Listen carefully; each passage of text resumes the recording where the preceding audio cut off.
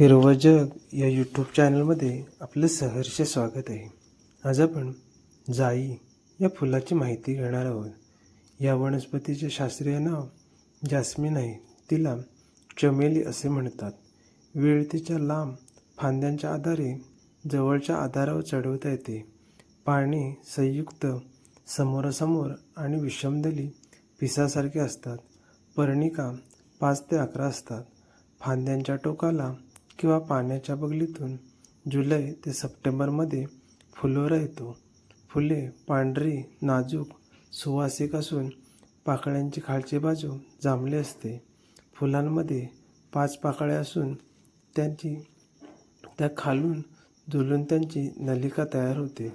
पाकळ्या वर सपाट, सुट्ट्या व दीर्घवर्तुळाकार असतात.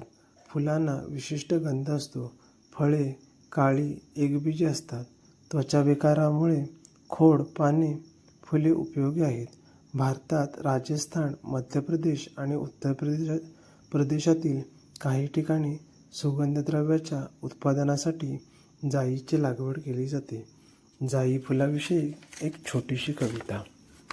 शुभ्र धवल तुझी कळी उमळते पहाटेच्या वेळी, हिरव्या पानांच्या आडोशाला मंद सुवासाची ही केळी. नाजूक तुझे हे रूप साजेरे, वेलीवरती डोलती हसरे. चांदण्या जणू गाळाल्या खाली, अंगण तुझे बघ झाले रे. नको तुला तो डामडौल, नाही तुझा मोठा तोल. तरीही साऱ्या फुलांमधून सुगंध तुझा अति अनमोल. देवासमोर तू झुकतेस, भक्तांच्या हाती सुकतेस. साध्यासुधे धाग्यामध्ये वेणी होऊन तू नटतेस. ऊन पाऊस सोसून घेतेस, हास्य मात्र तुझे उरते. जाईच्या गोजिरा फुला तुझी माया मनात भिडते.